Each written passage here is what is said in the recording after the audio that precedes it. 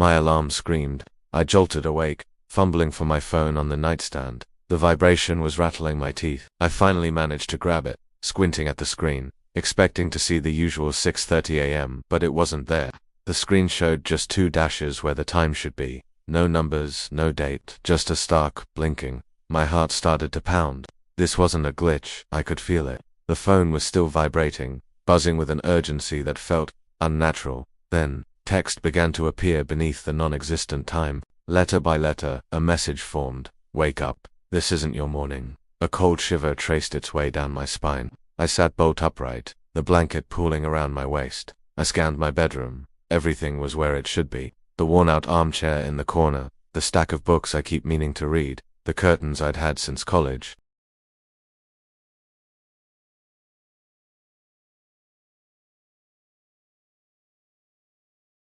The familiar scent of my own home was gone, replaced by something sterile and empty. It was like looking at a photograph of my room instead of actually being in it. My first thought was to call someone, my partner, my mum, anyone. I tried to swipe away the alarm, but the screen was frozen.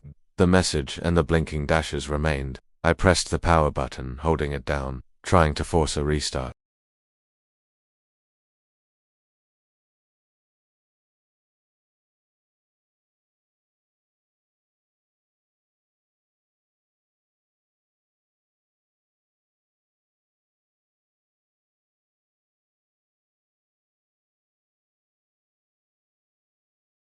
The texture felt real enough, but the sensation was distant, disconnected. Outside, the world was bathed in a strange, gray light. It wasn't dawn, and it wasn't dusk. It was just gray. The houses across the street were there, the trees were there, but there were no signs of life. No cars on the road, no one walking their dog, no birds in the sky. It was a perfect, static image of my neighborhood, utterly devoid of movement. It was like the entire world was holding its breath. I felt a surge of panic rising in my chest. This had to be a dream. A very vivid, very specific nightmare. I pinched my arm hard. The pain was sharp and real. Nope, not a dream.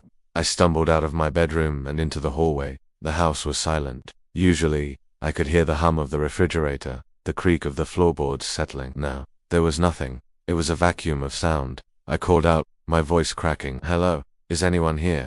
The words just hung in the air, absorbed by the oppressive stillness. No echo, no response. I was completely, utterly alone.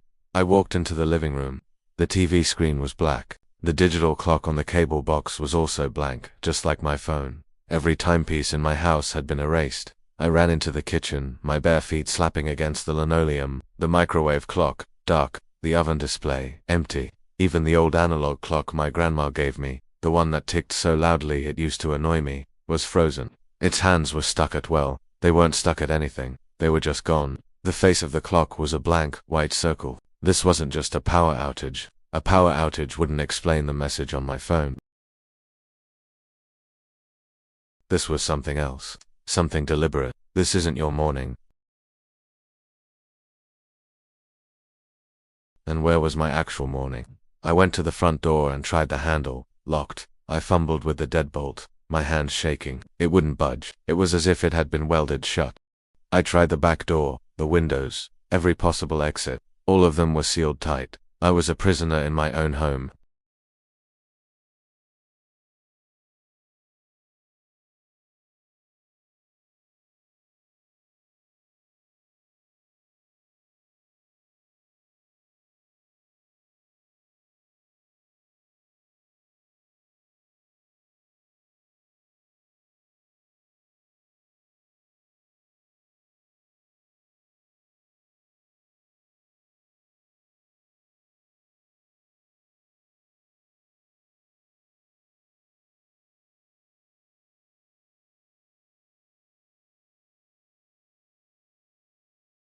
I spent my time pacing, from room to room, searching for any change, any flaw in the illusion.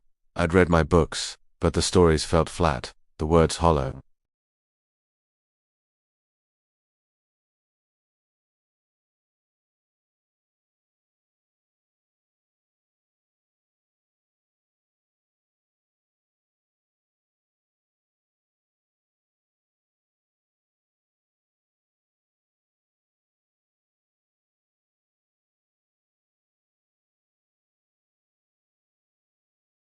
It was a seam, a door, a tiny, almost invisible door, no bigger than a shoebox.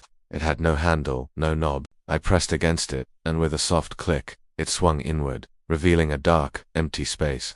My hands trembled as I reached inside. My fingers brushed against something cool and metallic. I pulled it out. It was a small, silver key. I had no idea what it was for. I tried it on the front door, the back door, every lock in the house. Nothing. It didn't fit. Defeated, I slumped onto the couch. The key felt heavy in my hand. It was the only new thing in this entire static world.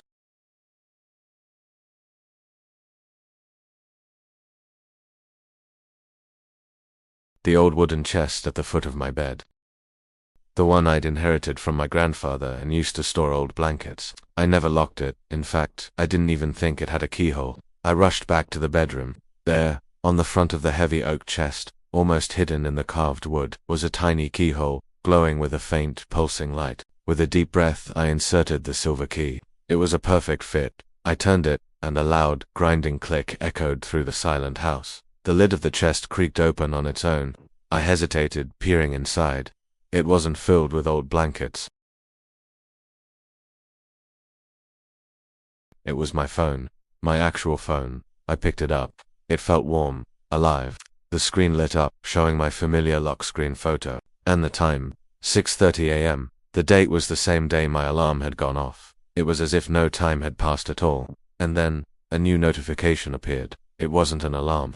It was a text message. It simply said, "Good morning. Now wake up for real." As I read the words, the room around me began to dissolve. The walls wavered like a heat haze, the furniture turning transparent. The gray light outside my window intensified, becoming a blinding, brilliant white that consumed everything. I felt a pulling sensation, like being drawn upwards through water. The pressure, the silence, the wrongness, it all faded away. My eyes snapped open. I was in my bed. My alarm was screaming. I grabbed my phone from the nightstand. The screen showed 6:30 a.m. The alarm was vibrating. Everything was normal. The sun was streaming through my curtains, casting warm stripes across the floor. I could hear the distant sound of traffic, the birds singing outside. I could smell coffee brewing from my neighbor's kitchen. It was my morning, my real morning. I swiped the alarm off and sat up, my heart still hammering. Then I looked down at my hand. Clutched tightly in my fist was a small, ornate silver key.